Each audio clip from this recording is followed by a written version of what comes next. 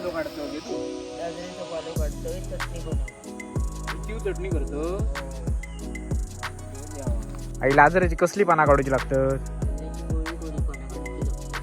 ही जी असते गोळी गोळी काढायची लागतात.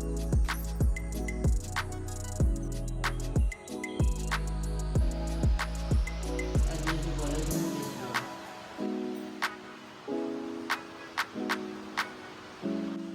आता तो कापून बघूया.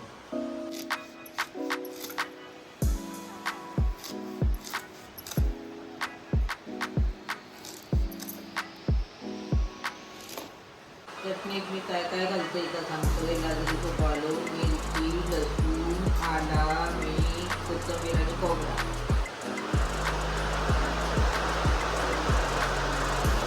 आता या सगळ्या मिक्सरात घालूया.